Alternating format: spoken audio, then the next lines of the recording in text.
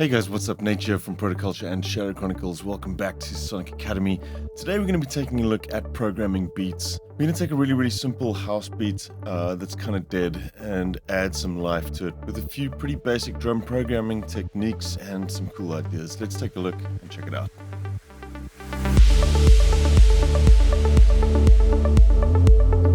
Right, so I've got a couple of instances of battery loaded up here. I'm not too worried about the mix and so forth. Really going to be looking at the actual drum programming itself here. So the first thing I want to discuss with you is the use of velocity. Let's take a listen to our drum loop first and yeah, what we got. So as you can hear, that's really simple. It's kind of dead and boring and flat. We want to sort of work on this a little bit to kind of add in a little bit of groove to it. So the first thing we're going to look at is working with the velocity. So before we begin, we're working with 4/4 timing. So the main accents are going to be on our kicks at 1, 2, 3, 4. And then we're going to have accents or our syncopated rhythm in between those on the and. So it's going to be 1 and 2 and 3 and 4. Those are areas that I want to kind of highlight in these kind of grooves.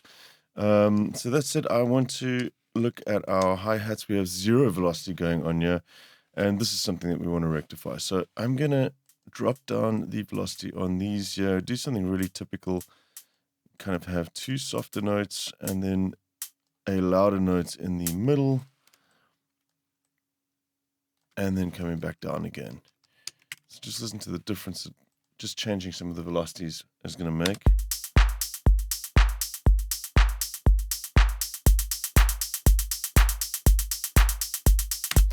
Just a simple thing like that just changes the whole feeling of the drum track around. You've got that accent now on that and beat as well. We can try some different stuff here as well. We could do completely different ones, although rhythm often works because it's repetitive, especially in dance music. So don't go too nuts with this kind of thing, but we can try some different grooves here as well. Let's check this out. That one works pretty well. Whole new rhythm just from changing a few velocities. So the next thing I want to talk about is ghost notes. And this is a great way to kind of fill up space in your drum loops using sounds that you already have there.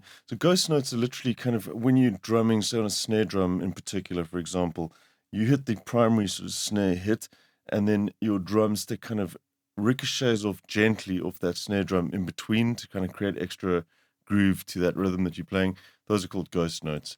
To do those, it's very much a case of working with velocity like we did previously with the hi-hats.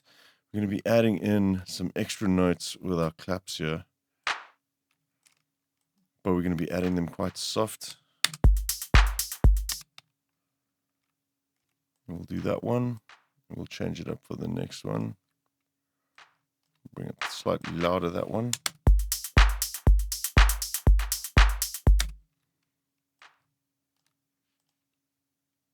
And let's do something different there too.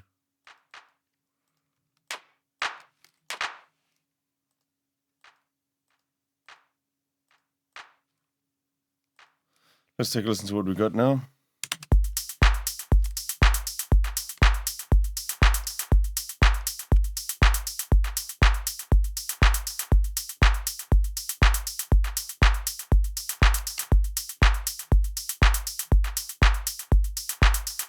And then you have it way more interesting now. We've got this little shuffly ghost notes happening underneath, filling up some of the gaps in between the kicks, and just adding to the whole groove that we have now as well.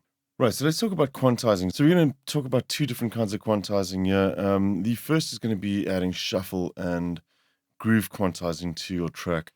So most of you should know how to add groove quantizing to a rhythm part. In Cubase, for example, you go up here and you can select, you don't always typically have all of these that I have here, but you can edit these yourself. I've got a 16th swing, 30% preset there. You can actually edit these as well, go in and you can actually dial up the amount of swing, and then just select your part and hit quantize. And that will add swing to your groove, which is going to change the groove completely.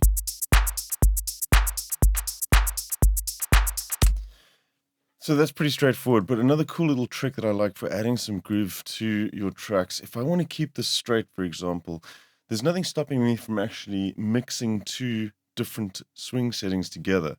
So you don't want to go too crazy on either side, otherwise it's going to be quite apparent. But let's say something like 25% swing on our shakers. And we can then combine that with our straight feel hi-hats for a little bit of extra looseness and groove in the track. Let's take a listen to this now.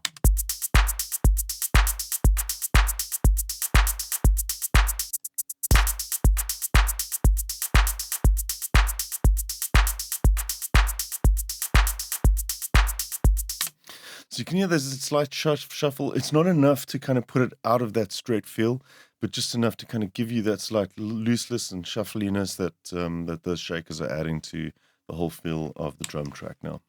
So the second type of quantizing that I want to talk about here is actually just turning your quantize off. Don't be afraid to get rid of that and take stuff off the grid when you're programming your drums. So a prime example of something like this is, let's take a look at some of our claps that we have here. So we've got our ghost claps in, but I want to look at the main hits that we have here. So let's layer up our claps. We're going to take a couple of different claps on these 2 and 4 beats. We'll take one like that, nice and loose. Maybe do that as well. Let's see if that works.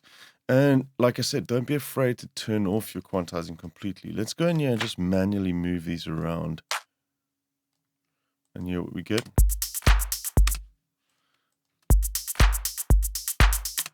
Yeah, how nice and loose those claps are now with a few extra layers. The adjustments on some of the claps here are fairly minor. I mean, this one is closer to sort of the halfway mark, but it is quite a delayed clap. This one is literally a sample or two off that beat, and it's really just kind of, you can really hear it. It's adding something quite special to that. So now if I want to go and copy these across, but I want to just make sure that I maintain these positions, one little trick that you can do here is just add in a extra note. Make sure that that one is quantized. So let's just turn on our quantize, add in an extra note. And now I can actually grab in our unquantized ones, select them all together, and then I can hold down Control D in Keybase, which will duplicate them. And then you can actually just duplicate those and remove that sort of placeholder note that you put in there. It's an easy way to just kind of move unquantized stuff throughout your project without having to upset those little points. That said, you could just go and do these manually as well. It would also be adding to that sort of human feel if you just implemented those manually throughout the whole thing. Right, that's sounding way more interesting. The last thing I want to come to in this video is talk about using percussion sounds to create syncopated rhythms with your sort of main drum groove. So syncopated basically means adding accents to notes which aren't your primary accents. So your primary accents, like I said, would be your kick drums, which is 1, 2, 3, 4. We're working in 4/4, so you've got those 4 accents. Your first kick being the main accent. Your third one would be your second most powerful accent, and then 2 and 4 being weaker accents as well. But the syncopated one comes from when you are starting to put highlights on the ands. So 1 and 2 and 3 and 4 and. So using those notes that are not falling on the actual kicks at all. So we can do that with percussion sounds, and this is a great way to kind of just add body and fill up gaps inside of your drum groove. So we'll look for. So I'm just looking for like a tom sound. I like to do this with toms in a lot of my productions. So we're going to go on that, and let's turn our quantize back on again. So 1 and. That's where we're putting that accent. We're going to do sort of bring it off onto that one as well. So we'll kind of do, there we go.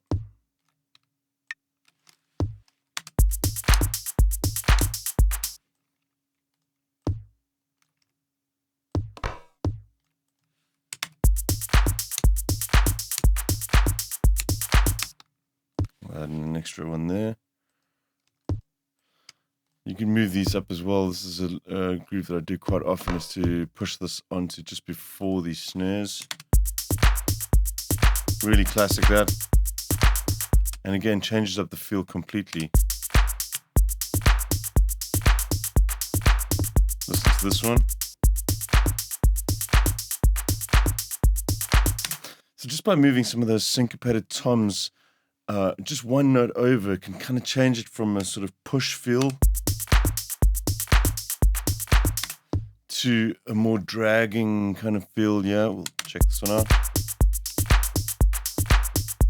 That's just 1/16th note difference between the two, and they sound completely different. And that is basically just very quickly with a few simple things like adding in some ghost notes, adding in some syncopated rhythms, playing around with your velocity.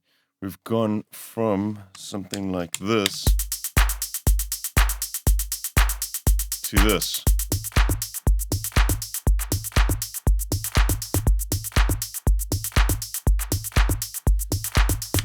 And there you have it, guys. A couple of tips to improve your drum programming, just to make things a bit more groovy, spice it up a little bit. Hope you guys learned something in this video. I will catch you soon right here at Sonic Academy. Cheers. Thanks everyone for watching. We really appreciate all the support from you guys. If you love this video, then smash a like. And if you want to be notified about new videos, hit the subscribe and notification buttons. Peace!